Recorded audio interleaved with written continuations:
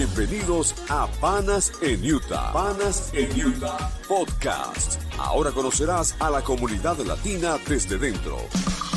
Este espacio está a cargo de Frenji Alvarado, el Pana en Utah. Bienvenidos al podcast de Panas en Utah. Hoy con un invitado de lujo, Eduardo Vaca, cónsul de México en el estado de Utah, en Estados Unidos. Bienvenido. Muchas gracias. Gracias por la invitación. ¿Cuánto tiempo? 3 años. 3 años. Muchísimas gracias por venir y por estar aquí en nuestros estudios y facilitar la información a la comunidad. Porque muchas veces la información se da por sentado, pero resulta que quedan dudas. Correcto. Quiero comenzar por lo más complejo, que es la parte migratoria. Nosotros sabemos que ustedes manejan en la comunidad lo que es la matrícula consular. Así es. La pregunta, ¿la matrícula consular, la persona tiene tenerla, tiene algún tipo de validez documental dentro de Estados Unidos? ¿Es una legalidad para Estados Unidos? En algunos aspectos sí. Te cuento un poco el trasfondo de cómo se generó la idea y posteriormente se concretó lo que llamamos la matrícula consular el día de hoy. Hace ya varias décadas resultaba muy difícil si no se tenía una identificación aparte del pasaporte para ciertas actividades. Por ejemplo, uno de los temas fundamentales era abrir cuentas de banco. Esa era la siguiente pregunta. Así es. ¿Qué tal el alcance? Si Así es. Estaba muy vinculada a eso. El hecho de que el pasaporte era la identificación que más se utilizaba, pero en muchas ocasiones pedían una segunda identificación. Y aquellos que no pedían una segunda, pues bueno, el hecho de andar cargando el pasaporte no siempre es la mejor idea.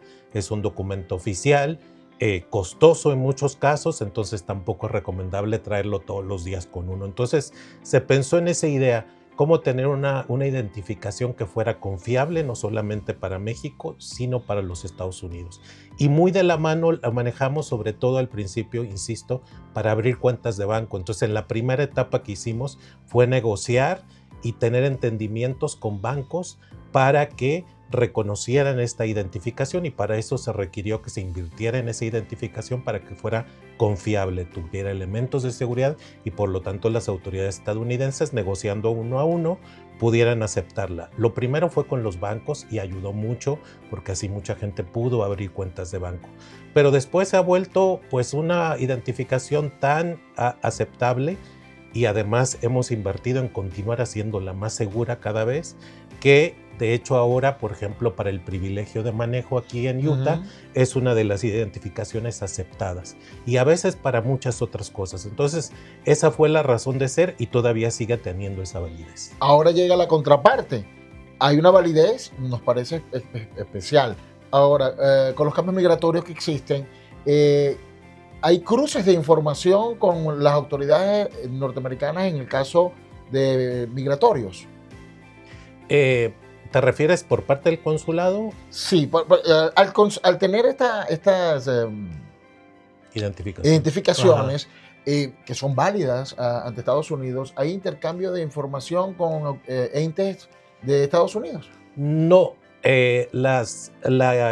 digamos, los acuerdos fueron con autoridades muy particulares, normalmente bancarias o estatales o locales. Y claro, dentro de esos acuerdos era el mantener la confidencialidad de la base de datos, y esa base de datos la maneja el gobierno de México, los consulados. Entonces hay un mensaje para estas personas, porque algunos le tienen miedo por ese cruce, tal vez que entiendo. El ICE o las autoridades, hay un cruce, me imagino que para tener ese... hay una revisión de un background check, además. Por supuesto, sí, pero esta información es información, los datos personales, incluyendo direcciones, domicilios, pertenecen y son manejados por los consulados de México y por lo tanto por el gobierno de México. Hay en otros temas donde puede ser preocupante la eventual compartición de información. Uno de los temas es, siempre hemos buscado que todos nuestros colegas migrantes, pues obviamente como parte de su pertenencia aquí, cumplan con sus obligaciones fiscales. Ahí es donde hay un tema y ha habido un poco de preocupación. Se ha buscado que la gente obtenga su famoso número IT number, ¿no? Para pagar sus impuestos, para todas estas cosas, y a veces se requiere para contratar seguros o alguna cuenta bancaria. Ese sí es un tema que, si bien oficialmente no hay una posición, sí advertimos que habría que tener bien claro que esa información sí está en poder del gobierno de Estados Unidos o puede llegar a estar. Y como recuerdan, muy al inicio de la administración Trump hubo controversias que ahora ya no se ha sabido mucho de que si el IRS estaba compartiendo información Correcto. a ciertas autoridades migratorias, etc. Entonces ese es un tema que sigue estando un poco nebuloso, para serte sincero. Y entonces ahí lo que recomendamos es que si tienen su ITIN, su registro, pueden cambiarlo a un apartado postal. Si lo acepta el IRS, el tener un apartado postal, porque entendemos que habría preocupación de que los domicilios particulares se compartieran. Y es lo ideal de este podcast, precisamente esos tips de protección, de seguridad, por lo que estamos pasando. Ahora, seguimos un paso adelante, vamos con el área de salud. Ustedes tienen en las oficinas una alianza con Alliance Community Service. ¿Qué servicios ofrecen allí? Bueno, no lo voy a decir yo, se lo voy a decir una de las personas que están aquí. Hola, buenas tardes. Mi nombre es Laura Lupercio Álvarez. Soy de Guadalajara, Jalisco, México. Estoy participando en Nuestra Señora Utah 2025. Y mi pregunta para el cónsul es: ¿qué programas o actividades ofrece el consulado para la comunidad mexicana aquí en Utah? Gracias. Como tenemos esa pregunta, queremos conversar con el área de salud. ¿Cómo no? Efectivamente, en todos los consulados de México en Estados Unidos, porque es un programa que se diseñó inicialmente para Estados Unidos y ahí se concentra la mayor actividad, todos los consulados tenemos un esquema que llamamos Ventanilla de Salud, que se estableció hace ya más de 25 años y es una alianza principal con una organización local, en este caso Alliance Community Services, pero con muchos otros aliados con los que trabajamos. No solamente Alliance es, digamos, nuestra agencia ancla, y luego seguimos teniendo colaboraciones con otras organizaciones. La idea siempre detrás de la Ventanilla de Salud fue brindar a la comunidad mexicana, pero también, y aquí aprovecho para decirlo, a nuestra comunidad de habla hispana. Excelente, porque sí. Hay algunos desean, ellas han apoyado a muchísimas personas, la gente de Alliance Community Service, especialmente a las personas que sufren cáncer. Así es, tienen un grupo de cáncer muy importante de apoyo. Sí, y de bastante resiliencia, y que ayuda a muchísimas mujeres.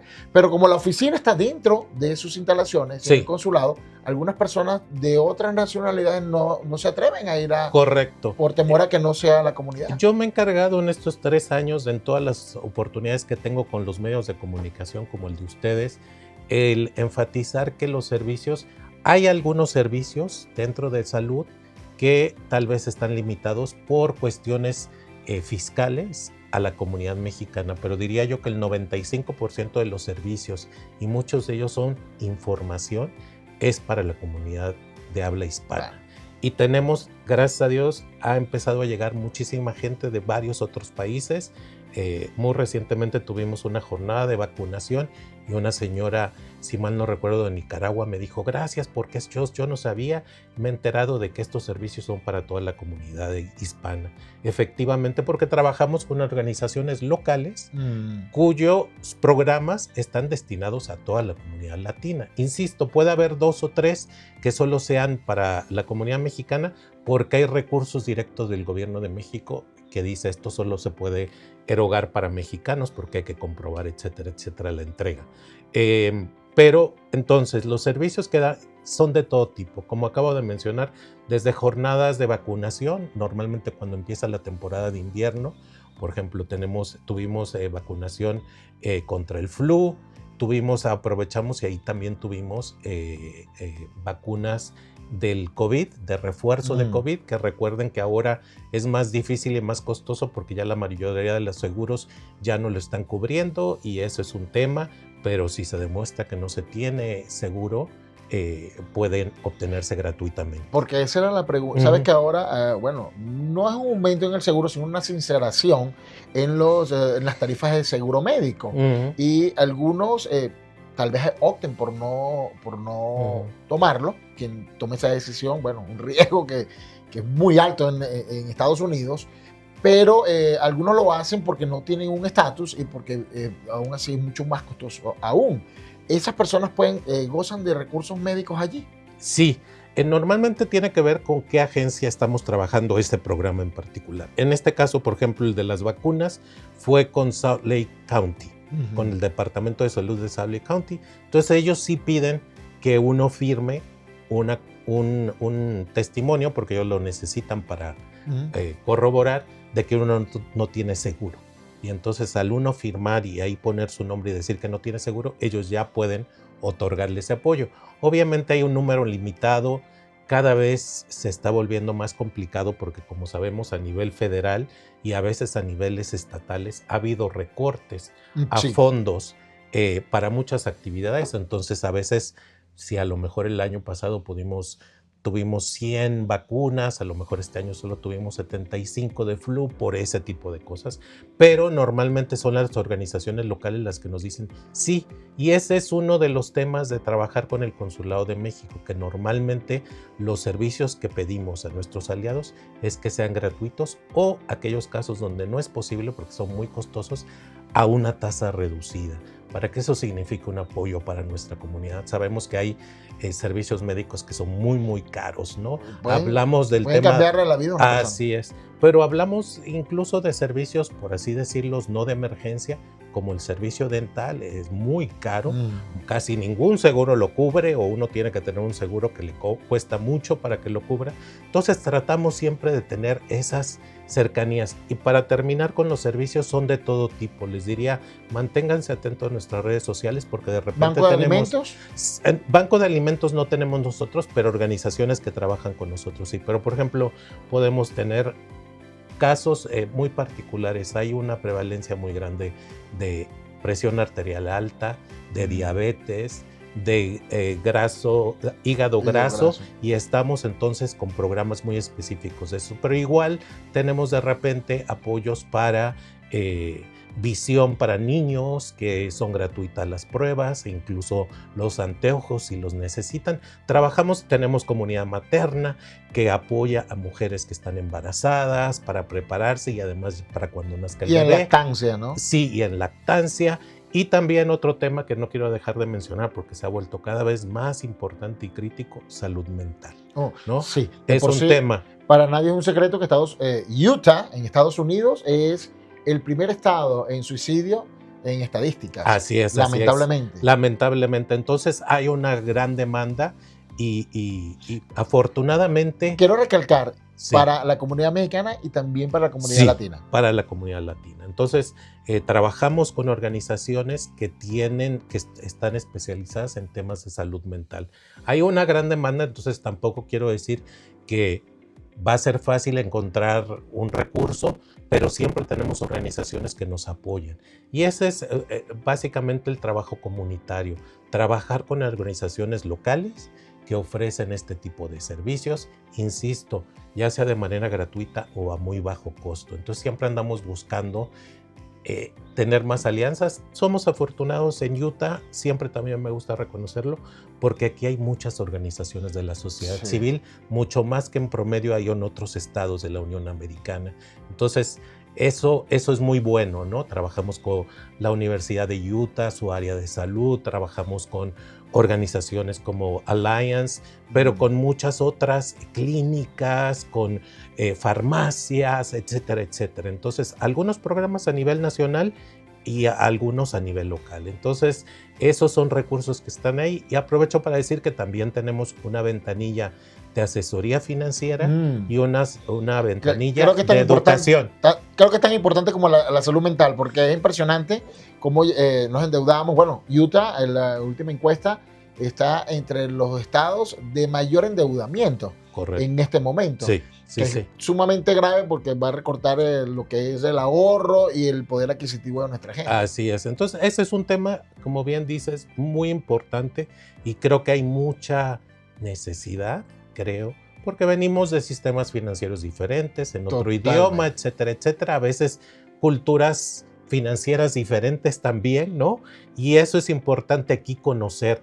Uno, a qué tienes derecho, independientemente de tu condición migratoria, pero también conocer cuáles son nuestras obligaciones financieras y fiscales, que son importantes y a veces están muy ligadas o pueden llegar a ligarse con nuestro estatus migratorio, ¿no? El hecho de que uno esté aquí de manera indocumentada no lo exenta de las obligaciones fiscales. Así es, y puede tener un impacto en el futuro cuando uno si puede regularizarse su situación, ¿no? que ha pasado por muchísimos años. Así es. Vamos a un corte comercial y volvemos. Ahora nos adentramos al tema de deportaciones.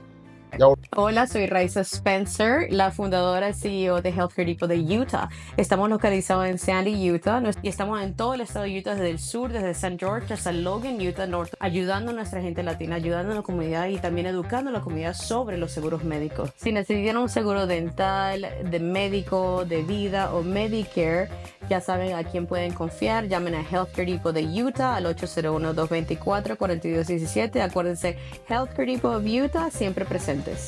Asistencia personalizada en Utah y en todos los Estados Unidos.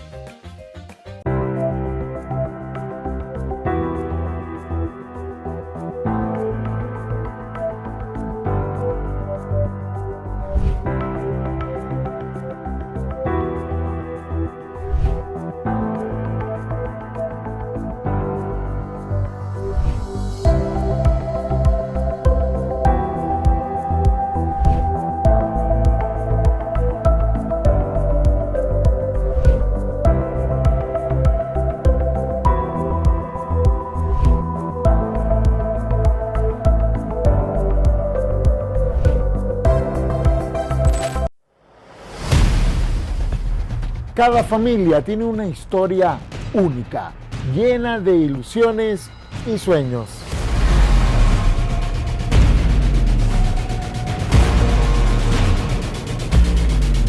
Soy Frenny Alvarado, tu pana Realtor, y entiendo la importancia de encontrar el hogar perfecto para cada capítulo de tu vida.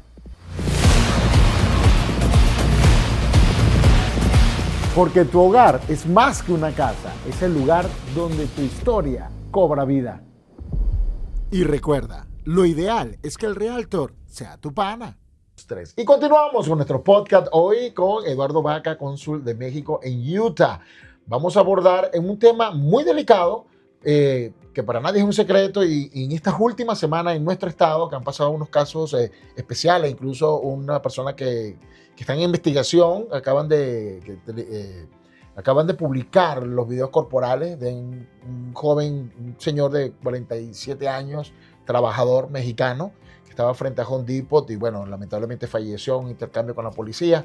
Y queremos saber qué pasa después de allí, pero se lo preguntan nuestros invitados. Mi nombre es Elizabeth Álvarez, mexicana del estado de Michoacán. Mi pregunta para el consulado mexicano es la siguiente.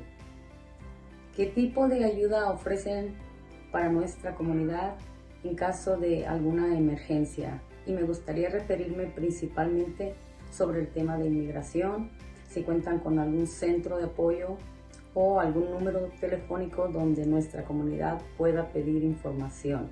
Gracias. Directamente, cónsul. Directamente. Tenemos diferentes apoyos, depende de la situación en particular. Es importante decir que si uno tiene una orden de detención y ya hay una autoridad, lo que el consulado no puede hacer es detener esa orden de detención porque no tenemos nosotros ninguna así es, injerencia. Es la soberanía de Estados Unidos en este caso y de su política migratoria. Entonces es importante, pero lo que sí estamos muy atentos a esto y ahí necesitamos el apoyo también de la comunidad en general, es de cuando se hacen estas detenciones, uno, verificar que si hay una orden de deportación importante, que uno no debe necesariamente perdón, pero sí no creer nada más en lo que te están diciendo, sino te tienen que demostrar documentos. Una orden firmada por un juez diciendo que efectivamente tú has sido dictaminado que vas a ser deportado. Y eso es importante. Si alguien acude a tu domicilio, siempre enfatizamos cuáles son tus derechos. Tu derecho es a que te muestren que efectivamente no tienes que abrir la puerta si no te han mostrado este documento a través de una ventana, etcétera, etcétera, lo pueden hacer. Entonces es importante. Lo otro es que en tu detención se respeten tus derechos como persona. Porque bueno, una cosa es tu estatus migratorio y otros son tus derechos como persona. Humanos. Así es, humanos. Entonces es importante, si hay violencia, si no se respeta el proceso, en esos casos sí tenemos abogados que eventualmente podrían establecer. ¿A dónde pueden llamar?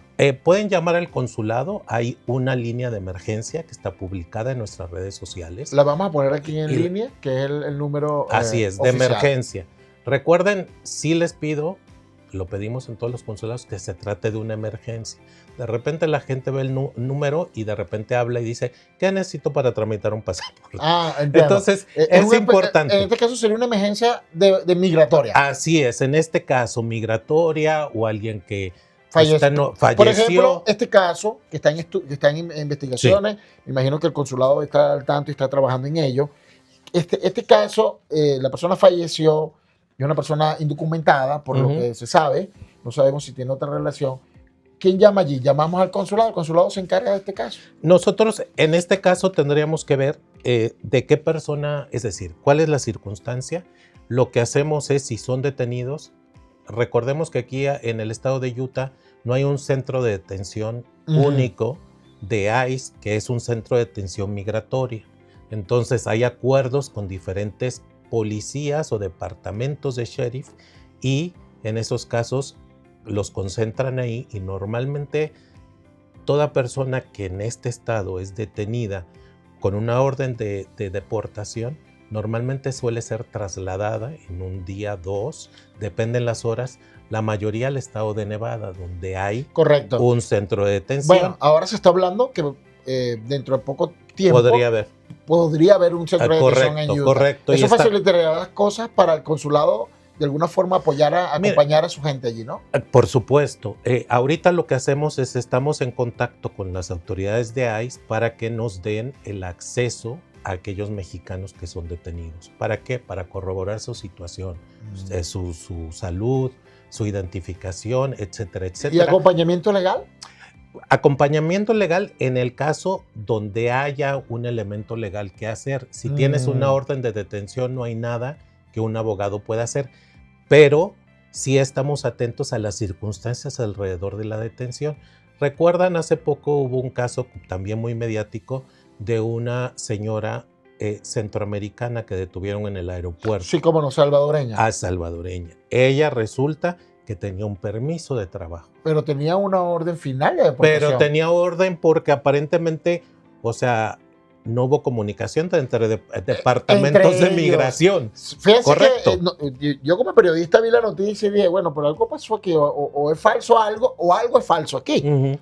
Pero no, resulta que ambas eran legalmente correctas. Y entonces en este elemento, su abogado sí considera que hay elementos para él meter una suspensión, porque hubo esto de que ella sí tenía un permiso de trabajo. Ahora, si la autoridad no debía haber otorgado ese permiso, no es responsabilidad de esta señora, sino de la autoridad. Pero puede esta señora entender, bueno, si me permitieron trabajar, es decir, que puedo seguir. Claro, por supuesto. Entonces, esas son el tipo de cosas que vemos. Y ahí es donde se analiza, y por eso hay una entrevista consular con la persona para conocer de su caso. Sí tiene una deportación, ya tuvo una antes, etcétera, porque son elementos atenuantes para ver si hay alguna consideración que pudiera apoyar a tratar de detener esa deportación. Pero hay que ver caso por caso. Entonces lo importante para nosotros es tener acceso a las personas. Y por lo tanto, estamos atentos a ellos. Y dentro del tiempo. Y dentro del tiempo, Porque, antes de que sean transferidas fuera del estado. Claro, ya están transferidas en Texas, ya entra el consulado de Texas. Exacto, entonces, pero es importante. Pero tienen comunicación ustedes. Exactamente. Entonces, nosotros ahí lo que tratamos de averiguar es a dónde van a ser transferidas estas personas. A veces no es tan fácil, depende de las autoridades, etcétera, pero lo hacemos y entonces avisamos. Tenemos un sistema interno que llamamos de protección y estos casos los registramos en ese sistema y se le da aviso al consulado tal que van para allá, y entonces para que si nosotros no tuvimos oportunidad de entrevistarlos acá, ellos los incluyan y lo puedan hacer ahí. Entonces ese es el tipo. Luego ya hay otros casos más particulares donde sí tenemos apoyo legal, que es aquellas personas que estuvieran aquí de manera indocumentada, pero por las circunstancias, hay alguna circunstancia especial que les pudiera brindar lo que llaman en Estados Unidos un alivio migratorio. Correcto. Y es hay personas que en su trayecto hacia acá fueron violentadas, fueron objeto de trata, fueron abusadas. ¿Cómo pueden denunciar eso de manera anónima? Porque como medio de comunicación hemos recibido denuncias de tratas y bueno, hemos hecho por supuesto el pase a las autoridades competentes, pero el consulado puede, porque las personas confían más en su consulado que en el FBI. Claro, por supuesto, sí. En estos casos particulares siempre de trata, nosotros a veces nos enteramos, obviamente no nos vamos a enterar por el empleador o el actor, sino nos enteramos por miembros de la comunidad. Claro. Entonces, si tienen alguna noticia... ¿Hay una confidencialidad, una protección? Sí, por supuesto, pueden hacerlo, incluso pueden comunicarse a nuestra área de protección y decir, pues yo no soy mexicano, lo que sea, pero sí quiero decir que he notado esto, aquí hay alegatos de tal y cual, y nosotros investigamos. Y nosotros tenemos las relaciones con las autoridades. ¿Pueden usar el número de emergencia o otro número? El número de emergencia puede ser. ¿El número de emergencia se puede tomar? Porque se puede, evidentemente es una emergencia también. Luego, también sé que este podcast se puede ver en otras partes que no sea Utah, entonces quiero decir que tenemos un número a nivel nacional en Estados Unidos donde las personas, no importa dónde estén, pueden hablar con este tipo de preguntas, de todo, desde cuál es mi consulado más cercano o acaban de detener a mi conocido, mi amigo, mi hijo, informar, y pedir información. Y es un número que nosotros llamamos, es el Centro de Información y Atención a Mexicanos, y es un número que funciona a las 24 horas, porque también estamos conscientes pues que los consulados tienen un horario y que las personas a veces necesitan la comunicación inmediata en el momento. Sí, puede ser detenido a la 1 de la mañana. Claro. Entonces quiero dar este número, pero creo que es muy importante. Es 520-623-7874 y aquí se los dejo. A escala nacional. A escala nacional, las 24 horas del día, los 7 días de la semana. Perfecto. No importa que sea un día feriado, que sea Navidad, que lo que sea. Y no importa lo que le haya ocurrido. Sí. Exactamente. El nivel. Pueden ser preguntas de todo tipo, pero normalmente relacionadas con una situación en Estados Unidos. Y ahí ellos, si no tienen la respuesta, les van a comunicar o les van a dar el dato. Esto sí lo tiene que ver directamente con su consulado. Este es el número, tal. Lo estamos comunicando con tal y tal oficina. Entonces, ese número es importante. ¿Sabes que Cox, el gobernador, yo lo conozco desde vicegobernador, luego fue gobernador, este es su segundo mandato, era muy cercano a la comunidad como vicegobernador y como gobernador, tal vez por razones políticas, se lo respetamos, se ha endurecido un poco, ¿no?, con las decisiones. ¿Cómo es la relación en el caso migratorio con el Consulado de México, la gente mexicana y el gobernador? Pues tenemos en general una buena relación, un diálogo fluido con su oficina, con él mismo.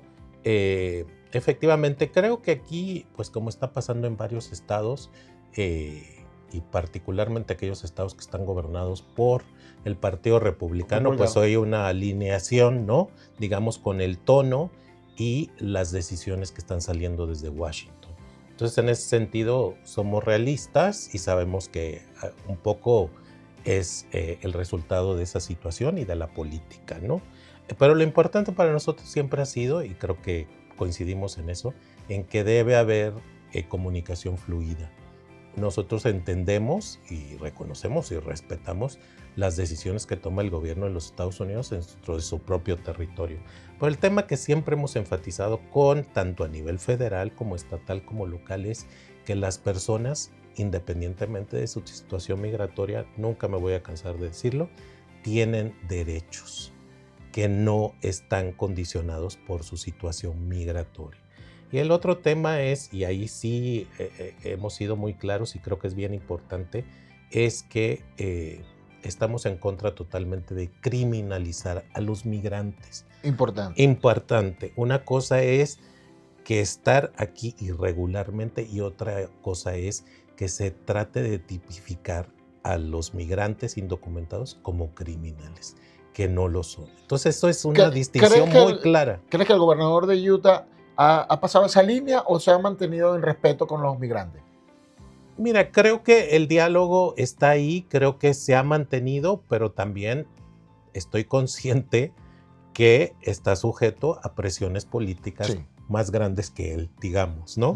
Entonces, pero lo importante es ese diálogo. Él tiene a nivel personal, creo que una cercanía con la comunidad mexicana, con la comunidad latina en general. Incluso. Él vivió un par de años en México cuando hizo su misión. Creo que aprendió a hablar español allá. Que aprendió a hablar español ahí, reconoce la importancia de nuestros países en términos económicos para este estado, sin lugar a dudas, y el comercio internacional y muchas otras cosas. Ahora estamos viviendo una atmósfera federal que está llevando a muchos, insisto, gobiernos estatales republicanos, pues a ser un poco más duros en ese sentido. Esperemos que no se cruce esa línea de la que tú hablabas, pero también pues vamos a estar listos por si se cruza, pues estar ahí para defender a nuestra comunidad. Excelente. Bueno, seguimos con la última etapa de nuestro podcast, son las preguntas binacionales.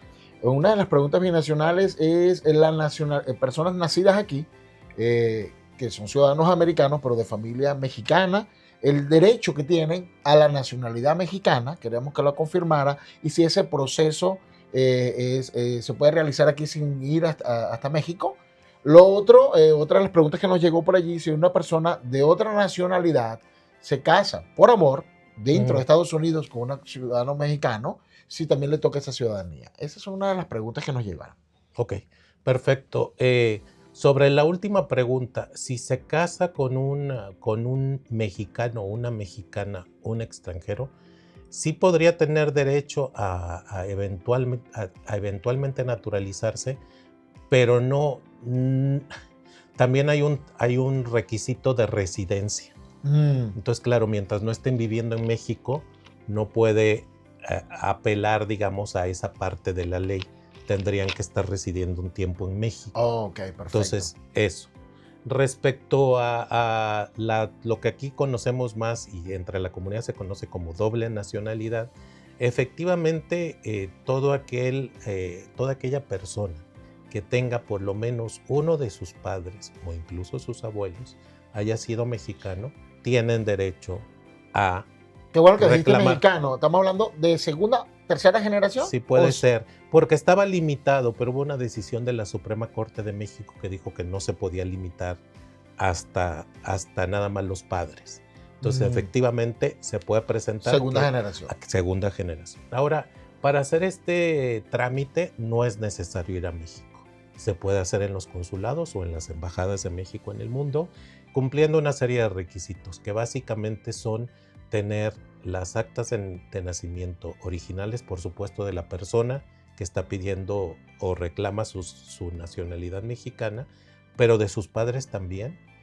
Eso es muy importante. Identificación igual de los padres. Si alguno de los padres ya falleció, se presenta también el acta de defunción para corroborar los datos. Donde puede haber de repente alguna complicación, por así decirlo, es que los nombres de los padres no aparezcan, no coincidan tal cual en el acta de nacimiento aquí en Estados Unidos con su acta de nacimiento y sus identificaciones acá en Estados Unidos. Eso puede pasar. En México y acá.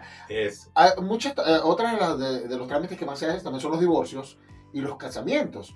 quiero aprovechar que está, porque nosotros lo sabemos de buena fuente, pero queremos que nos lo confirmara, que hay personas que viven, hacen pareja con ciudadanos mexicanos por 6 meses, más de 6 meses, y consideran que no tienen derechos de matrimonio. Tengo entendido que sí, quería que usted nos lo confirmara, y los divorcios, el manejo de propiedades también se pueden hacer dentro del consulado.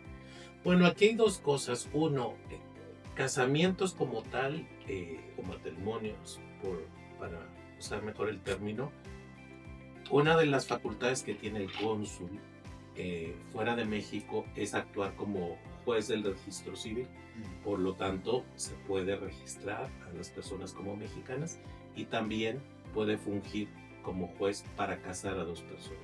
Pero solo en el caso de que las 2 personas sean mexicanas. Oh, perfecto. No se puede casar a un extranjero con un mexicano. Bajo la ley mexicana aquí tendrían que hacerlo en México. Entonces eso es importante. Ahora, el otro tema, el tema de los divorcios, es gente que se ha casado en México y se divorcia acá. De repente dice, no, pues yo ya me divorcié y ya no.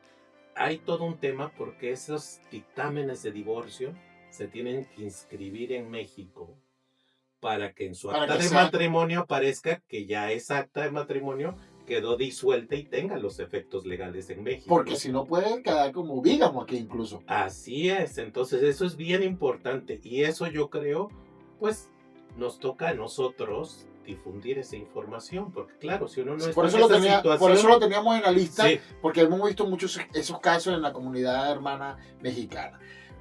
Ha sido un podcast bien extenso, pero con una información de muchísimo valor. Y quiero cerrar con un caso que es muy común.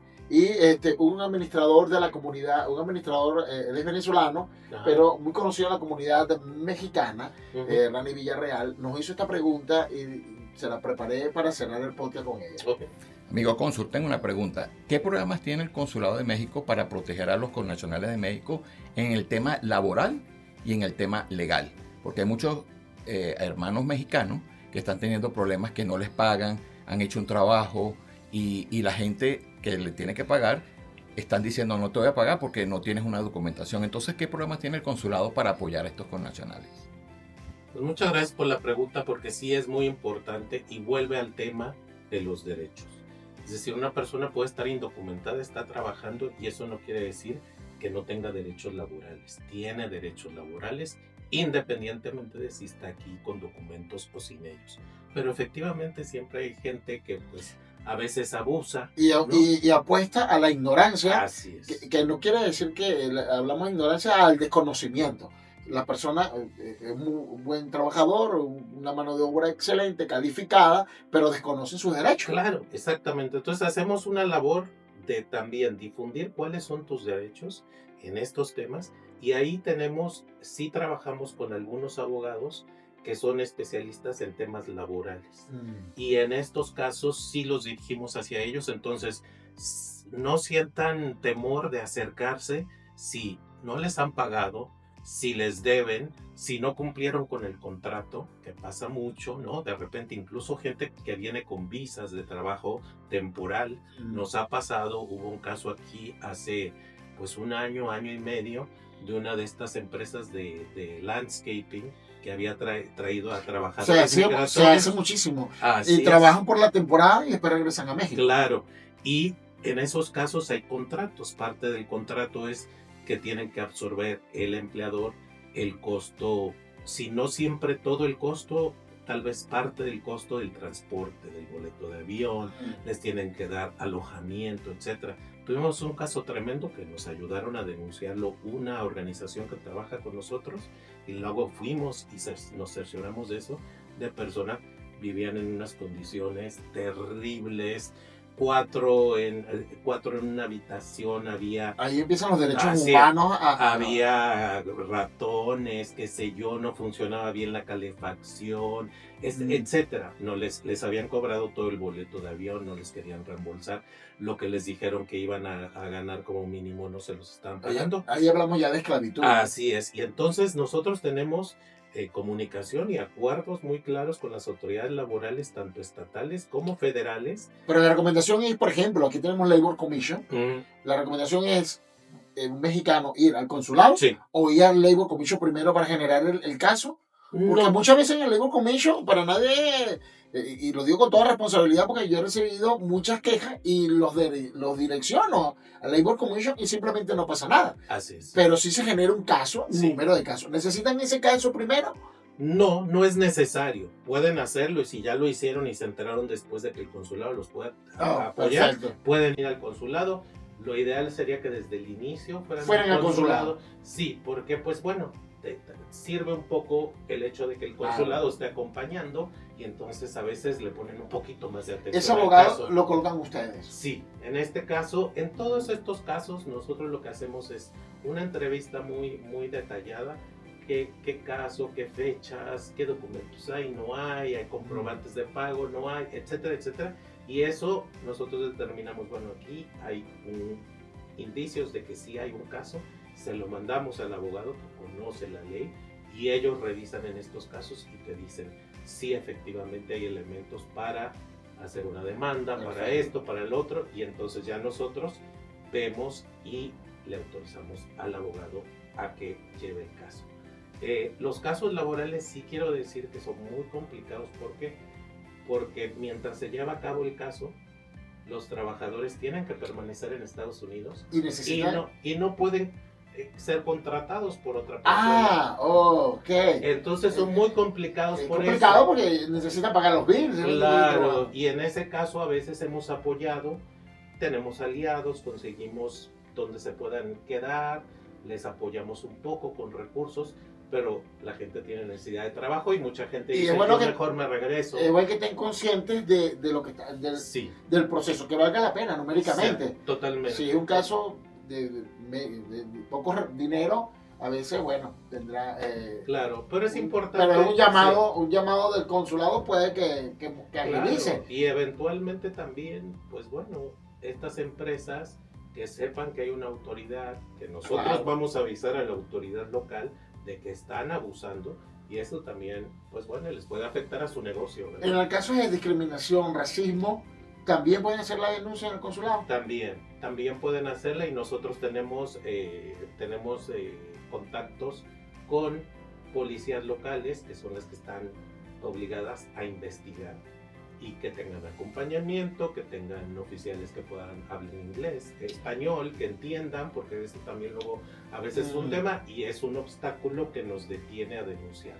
Entonces sí es importante que se acerquen y que no le importe si habla inglés o español. Así es. Eso es muy importante. Cónsul, de verdad, muchísimas gracias. Traté de tomar toda la información y consultamos a nuestra comunidad mexicana, quien, bueno, le hizo directamente las preguntas.